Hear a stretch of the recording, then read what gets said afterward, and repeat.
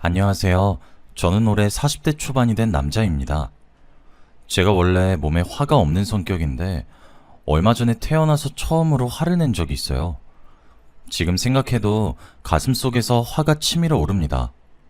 다들 저의 이야기를 들으시면서 답답하고 제가 바보 같다는 생각을 하실 테지만 그래도 결국에는 잘 해결이 되었으니 끝까지 들어주세요. 저는 아내와 결혼을 30대 초반에 했어요.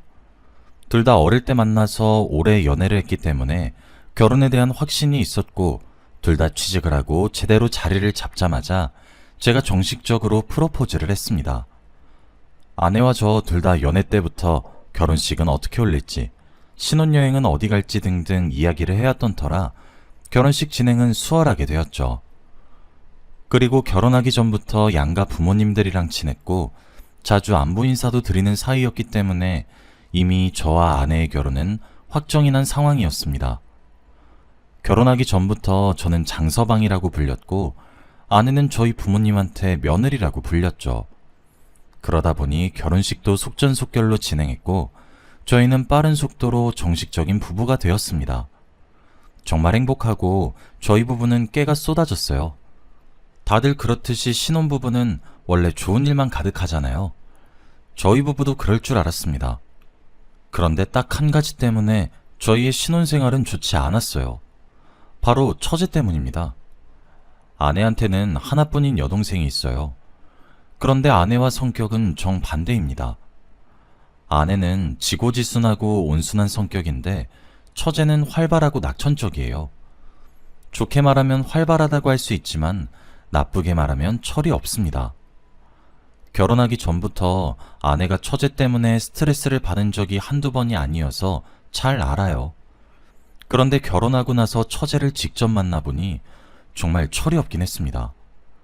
나이가 20대 후반인데 매일같이 사고를 치고 다녔거든요. 술 먹고 다른 테이블과 시비가 붙어서 경찰서를 가는 건 한 달에 한 번씩은 꼭 있었고 어떨 때는 중고거래 사기를 쳐서 고소를 당할 뻔한 적도 있었죠. 그리고 저번에는 다른 남자의 오토바이 뒤에 타다가 교통사고도 크게 당한 적이 있습니다.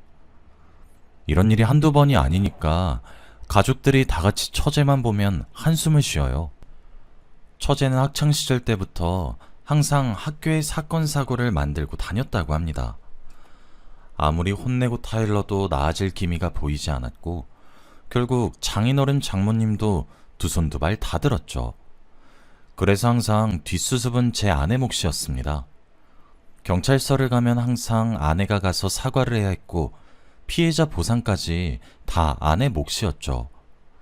그렇다 보니 아내가 처제 일 때문에 많이 힘들어했습니다. 그런데 저희 신혼생활 때 처제가 사고를 정말 많이 쳤어요. 저희 둘이 같이 오붓한 시간을 보내고 싶은데 낯익은 경찰서 번호로 전화가 오면 아내는 한숨부터 쉬고 전화를 받고 옷을 주섬주섬 챙겨 입은 채로 경찰서를 가죠. 아내 혼자 가게 할 순 없어서 제가 같이 가는데 그럴 때마다 처제는 반성하는 기미도 안 보입니다. 그저 고맙다는 말만 하죠. 아내가 매일 정신 좀 차리라고 쓴소리를 하기만 해도 아 시끄러워 라고 화를 냈고 저한테 갑자기 팔짱을 끼면서 아 나 형부 같은 남자랑 결혼하고 싶다 라는 말을 서스럼 없이 했죠. 아내의 눈치가 보여서 팔짱을 바로 빼고 정색을 하긴 했지만 그래도 처제는 멈추지 않았습니다. 그 뒤로 아내도 저한테 경찰서에 같이 오지 말라고 말을 해서 저도 가지 않아요. 그렇게 처제와 점점 멀어지려고 했습니다. 그런데 처갓집에 가서 식사 자리를 가졌는데 장모님과 장인어른이 고민이 많으시더라고요. 지금 처제가 20대 후반인데 지금이라도 취직을 하고 결혼할 상대를 골라야 할 텐데 저렇게 매일 사고만 치고 있으니 답답하다고 합니다. 그리고 지금은 장인어른과 장모님이 주는 용돈으로 생활하지만 먼 훗날 두 분이 돌아가시면 처제는 뭐 먹고 사냐고 하면서 말이죠. 저도 두 분의 마음이 공감이 되어서 가만히 듣고 있었습니다. 그러면서 장모님이 저에게 그러시더라고요. 제 회사에 빈자리가 있으면 처제를 넣어달라고 말이죠. 제가 작은 사업체를 운영하고 있긴 합니다. 나름 수입도 괜찮고 점점 발전하고 있는 신생 기업이죠. 그런데 장모님이 그렇게 부탁을 하시니까 제가 거절을 할 수 없겠더라고요. 그리고 이렇게 해서라도 집안에 보탬이 되면 좋으니까 없는 자리를 만들어서라도 처제를 입사시켰습니다. 처제는 너무 고맙다고 누 안 끼치고 열심히 하겠단 말을 했고 저는 처제를 믿었어요. 일도 단순했고 옆에서 도와주는 사람들도 많으니까 금방 직장 생활에 적응할 줄 알았죠. 저는 대표라서 이리저리 미팅도 다니고 그러다 보니 회사에 있는 시간이 적어요. 그래서 처제가 일을 잘하고 있는진 몰랐습니다. 처제가 스스로 자기가 일을 잘하는 것 같다고 말을 하길래 그런 줄로만 알았죠. 그런데 그건 다 거짓말이었습니다. 다른 직원들이 원래 저에게 하소연을 잘하지 않는데 처제에 관해서 말을 하더라고요. 그때 일을 한 지 2주 정도밖에 되지 않았는데 직원들이 스트레스를 많이 받아 했습니다. 직원들 말로는 처제가 실수투성이고 다른 사람들한테 예의가 없다고 합니다. 자기보다 나이 어린 직원들한테 갑질을 하고 일부러 제가 형부라는 거 내세워서 협박도 한대요. 그 말을 듣고 정말 깜짝 놀랐습니다. 처제가 일을 실수하면 다른 직원들이 일을 2배로 더 많이 해야 했고 매일같이 야근을 했어요. 전 어떻게 해야 하나 고민을 했죠. 그치만 아직 2주고 제가 조금만 더 시간을 달라고 했습니다. 딱 1달까지만 기다려보고 그때도 나아지지 않으면 정리하겠다고 했죠. 직원들한테는 미안하지만 그래도 처제를 조금만 더 믿어보고 싶었습니다. 당연히 처제한테 개인적으로 찾아가서 충고를 했어요. 제 말을 제대로 알아들은지는 모르겠지만 그래도 최대한 둥글게 말을 했지요. 그런데 처제는 자기가 잘못한 걸 아는지 모르는지 대답도 제대로 하지 않았습니다. 그저 자기가 지금 혼나고 있는 이 상황을 빨리 끝내고 싶어 하는 것 같더라고요. 아무튼 그런 식으로 처제한테 충고를 했고 저는 처제를 예의주시하기로 했습니다. 혹시라도 저희 직원들한테 피해가 가면 가차없이 처제를 해고시키려고 했죠. 그런데 처제가 다시 회사에서 일을 한 지 얼마 지나지 않아 갑자기 충격적인 소식을 전했어요. 처제가 원래 집에 잘 들어오지도 않고 매일 밖으로 나다니는데 그날 갑자기 모든 가족들을 다 부르더라고요. 그리고 말해줄 것이 있다며 저희를 처갓집에다 불렀습니다.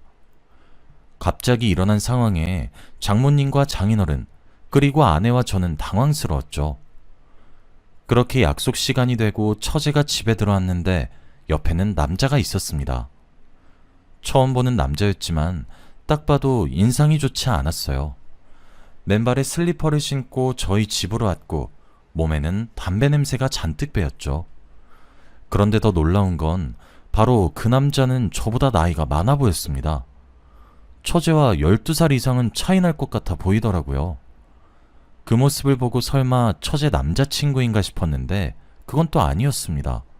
바로 처제의 남편이었어요. 처제가 혼전 임신을 했다고 했습니다. 그 말을 듣는데 정말 놀랐어요. 처제가 그 남자의 아이를 가졌다는 말을 내뱉는데 그 순간 장인 장모님의 표정은 말로 설명할 수 없었어요. 제가 이때까지 본 표정 중에서 가장 화나 보였습니다. 그리고 멍하셨죠. 처제는 그 아이를 낳겠다고 했어요. 그 남자는 직장도 있고 집도 있다고 합니다. 그런데 더 놀라운 사실은 따로 있었어요. 그 남자가 아직 이혼을 안 했다고 합니다. 아직 가정이 있고 자식까지 있대요. 그런데 처제를 만나서 진심으로 사랑을 하게 되었고 이제 곧 이혼을 하겠다고 했죠. 어떻게 이런 남자를 만날 수 있나요? 장모님은 그 자리에서 펑펑 우셨습니다. 그리고 장인어른은 화를 불같이 내시며 아기를 지우라고 했지만 처제는 굳건했어요. 무조건 낳을 거라고 했습니다. 아내는 벙쪄서 아무 말도 못하고 있었어요. 이 상황 속에서 저는 아무것도 할 수 없었습니다. 그리고 아내와 장모님은 펑펑 울면서 처제의 등짝을 때렸죠. 결국 두 사람은 장인어른이 내쫓았고 저희는 1시간 동안 정적이었습니다. 이 상황을 어떻게 받아들여야 할지 모르겠더라고요. 처제가 불륜을 저지른 것으로 모자라 그 남자의 아이를 임신했다고 하니 얼마나 충격이 크실까요? 장인어른과 장모님은 이제 정말 처제를 자식으로 보지 않을 거라고 했어요. 저런 딸은 차라리 없는 게 낫다고 했죠. 그런데 아내는 차마 여동생한테 그럴 수 없었나 봐요. 부모님까지 처제를 포기하니까 아내는 처제가 혼자 남겨지는 게 안타까워서 옆에서 많이 도와줬어요. 갈 곳 없는 처제를 저한테 동의를 구해서 저희 집에서 살게 했고, 임신한 처제의 손과 발이 되어서 많이 도와주었죠. 처제도 정말 고마워했고, 임신하면서 술도 안 먹고 담배도 안 피우니까 사람이 달라 보이긴 했습니다. 사고도 안 치고 정말 엄마가 될 준비를 하는 것 같았죠. 아이를 낳으면 처제가 많이 바뀔 것 같다는 생각을 했습니다. 그래서 저도 처제의 바뀐 모습에 기대를 했고 응원해 주려고 했어요.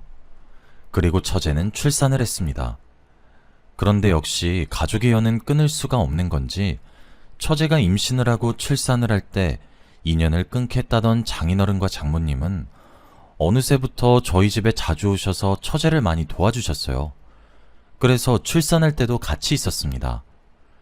그런데 처제가 출산을 하면 바로 그 남자와 나가서 살겠다고 했는데 그 남자가 아직까지 이혼을 안 했다고 합니다. 생각외로 이혼 절차가 너무 까다롭고 그 남자의 아내가 이혼을 안 해준다고 했대요. 계속 그 남자가 시간을 끄니까 처제가 살 곳이 없었죠. 그래서 저희 집에서 더 살았습니다. 저 아내? 물론 괜찮았죠. 하지만 갓난아기가 집에 있으니 집은 순식간에 더러워졌고 매일을 아기 울음소리로 잠에서 깼습니다. 정말 힘들고 괴로웠지만 그래도 처제를 생각해서라도 꾹 참았어요. 처음에는 자기 자식을 금이야 오기야 하며 귀하게 키우더니 자기 친구들은 다 행복하게 사는데 자기는 집에 박혀서 육아를 하는 게 너무 싫었나 봐요. 그래서 어느 순간부터 아기를 내팽겨치고 밖으로 나다녔습니다. 임신하는 내내 못 마셨던 술을 먹고 담배도 피면서 말이죠. 그러면 그 아기는 자연스레 저와 아내의 몫이 되었습니다. 저희 아이도 아닌데 저희가 키웠다고 해도 무방해요. 그리고 다시 저희 회사에서 일도 시작했는데 역시나 직원들의 항의가 끊이질 않았습니다. 제가 몇 번이나 처제한테 주의를 줬지만 처제의 갑질은 멈추지 않았고 오히려 저를 방패 삼아 회사 생활을 하고 있더라고요. 그래서 회사 점심시간에 이번 주까지만 회사에 출근해달라고 말하려고 했어요. 처제는 점심시간이 되자마자 엄청나게 빠르게 회사 로비로 가더라고요. 저는 처제를 뒤쫓아갔는데 거기서 아주 충격적인 장면을 목격하고 말았습니다. 바로 처제가 다른 남자와 애정행각을 하고 있었거든요. 그 사람은 애아빠도 아니었습니다. 아예 처음 보는 남자였죠. 그리고 무엇보다 그 사람도 나이가 많았습니다. 그 모습을 보는데 하려던 말들도 생각이 안 났고 그 상황에서 처제를 부를 수도 없었어요. 저는 처제의 모습에 넋을 잃었고 그 순간부터 정말 처제는 제 상상보다 더 대단한 사람이란 생각이 들었죠. 이 상황을 아내한테 알려야 하나 말아야 하나 싶었습니다. 결국 저는 처제한테 우선 물어보기로 했어요. 저는 집으로 돌아가서 아내 몰래 처제에게 찾아가 그 남자의 정체에 대해서 물었습니다. 그런데 처제는 갑자기 표정이 돌변하며 저한테 제발 비밀로 해달라고 했어요. 두 손을 싹싹 빌면서 형부, 제가 해달라는 거 다 할 테니까 제발 언니한텐 비밀로 해주세요. 라고 말이죠. 너무 간절하게 부탁을 하니까 거기서 거절할 수 없었습니다.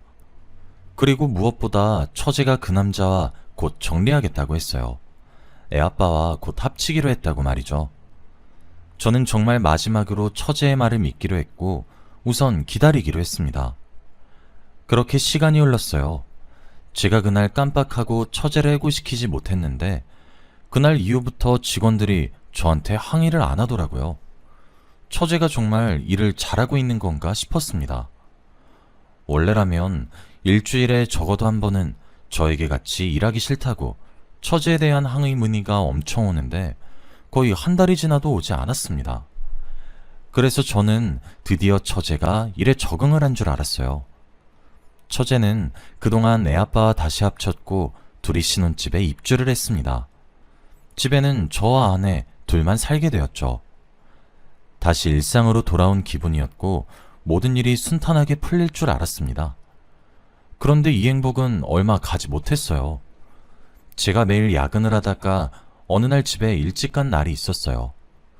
그날은 금요일이라서 아내와 같이 야식을 시켜 먹고 영화나 한 편 보기로 했죠. 그래서 맥주를 사고 신나게 집으로 돌아왔는데 신발장에는 처음 보는 신발이 있었습니다. 남자 신발이었죠. 저는 순간 심장이 미친 듯이 뛰면서 조심스레 방으로 들어갔는데 아내의 목소리가 들렸어요. 누군가를 혼내는 듯한 말투였는데 그 소리가 나는 방으로 들어갔죠. 저와 아내의 안방이었는데 방문을 연 순간 저는 충격적인 장면을 보고야 말았습니다. 바로 처제가 모르는 남자와 저희 집 안방 침대에 있었거든요. 둘 다 이불로 가리고 있었고 상황을 보니 제 아내한테 들킨 것 같았습니다. 처제는 저한테 저번에 그랬던 것처럼 두 손을 싹싹 빌며 제발 비밀로 해달라고 부탁하고 있었죠. 결국 그 모습을 보고 처제에 대한 신뢰가 다 무너졌습니다. 마지막으로 제가 처제를 믿어주면 안 됐던 거였죠. 처제 옆에 누워있던 남자는 회사 로비에서 봤던 그 남자와 달랐습니다. 또 다른 남자였죠. 그런데 제가 그 장면을 보고 놀라서 아무 말도 못하고 있는데 처제는 제 모습을 보고 이상한 말을 했습니다. 언니, 이 남자 형부가 소개시켜준 사람이야. 이런 말도 안 되는 핑계를 대고 있었죠. 회사 생활하면 힘들 거라고 늙은 사람 말고 젊은 사람도 만나봐야 한다면서 나한테 소개시켜줬어. 이 남자랑 형부랑 아는 형동생 사이야. 그쵸, 형부? 저에게 이 말을 하며 저를 쳐다보았고 제발 맞다고 대답을 해달라는 눈빛을 보냈습니다. 저는 그 순간 머리의 뚜껑이 열렸어요. 모든 책임을 다 저한테 넘기는 처제를 보고 화가 미친 듯이 났습니다. 저는 참을 만큼 다 참았다고 생각해요. 그런데 저희 집 안방에서 그 짓거리를 하고 있는 것으로 모자라 제 탓을 한다뇨? 그 남자는 저도 처음 보는 남자였는데 어떻게 형동생 사이라고 할 수 있나요? 저는 그 순간 욱해서 처제한테 나쁜 말을 해버렸습니다. 그리고 회사 로비에서 봤던 그 남자에 대한 이야기도 다 했죠. 제가 화난 모습을 처음 보니까 아내가 더 놀라했습니다. 처제도 제가 항상 져주고 봐주니까 이번도 그렇게 할 줄 알았나 봐요. 그런데 예상외의 반응이니까 당황스러워하는 것 같았습니다. 저는 저까지 물고 늘어지면서 자신을 포장하려는 처제를 보고 정이 뚝 떨어졌습니다. 옆에 있어봤자 좋을 거 없다는 생각이 들었죠. 아내는 오히려 저한테 제 말을 믿는다며 진정하라고 했습니다. 저는 그 자리에서 장인어른과 장모님한테도 전화를 했고 경찰도 불렀어요. 주거 침입죄로 두 사람을 신고했습니다. 처제는 이렇게까지 해야 하냐며 화를 냈지만 저는 뒤도 돌아보지 않았어요. 이렇게 해서라도 처제를 내쫓고 싶었습니다. 화가 진정되지 않았고 처제의 꼴도 보기 싫었어요. 두 사람은 경찰의 연행이 되었고 처제의 남편도 모든 사실을 알게 되었죠. 장인어른과 장모님은 뒷목을 잡고 쓰러지셨습니다. 그런데 더 놀라운 건 안방 침대에 있던 그 남자는 처제 남편의 남동생이래요. 두 사람은 형제관계였습니다. 처제는 도련님과 불륜을 저지르고 있던 거였죠. 정말 쇼킹하고 역겨웠습니다. 저는 그 뒤로 처제를 보지도 않았어요. 아내도 두 손 두 발 다 들었습니다. 그리고 회사에서도 당연히 해고를 했죠. 그런데 처제를 해고하자마자 직원들이 저한테 그러더라고요. 대표님, 혹시 그분이랑 사귀신 거 아니죠? 저한테 갑자기 뜬금없이 처제와 사귀었던 사이냐고 하는데 무슨 소린가 싶었습니다. 알고 보니 처제가 직원들한테 저와 처제가 사귄다는 헛소문을 냈고 직원들한테 자신에 대해 이야기를 한 번만 더 하면 남자친구한테 바로 고자질해서 해고시킬 거라고 입 다물라고 협박을 했다고 합니다. 그 말을 듣는데 얼마나 화가 나던지. 그런 사람에게 애초부터 잘해주면 안 됐던 거였죠. 저는 절대 아니라고 회사 사람들한테 해명을 하고 다녔고 직원들도 제가 그럴 사람이 아니라는 것을 아니까 다들 믿는 눈치더라고요. 저와 아내는 처제와 인연을 끊었고 연락도 하지 않았습니다. 그 일이 있고 나서 양심도 없는지 돈 빌려달라고 연락도 주기적으로 오는데 절대 받지 않아요. 차단을 해도 모르는 전화번호로 계속해서 문자를 합니다. 정말 역겹고 생각만 해도 스트레스를 받아요. 아내도 친동생이지만 더 이상은 편을 못 들어주겠다며 관계를 정리했습니다. 그 뒤로 저희 부부의 삶의 질은 훨씬 향상되었고 다시 행복하게 살게 되었어요. 지금은 아내가 임신을 해서 저희 부부는 다른 거 생각할 겨를도 없습니다. 얼른 아이와 함께 행복하게 살고 싶어요. 다들 저처럼 사람한테 된통 당하지 마시고 꼭 제대로 복수하세요. 저의 이야기는 여기까지입니다. 들어주셔서 감사합니다.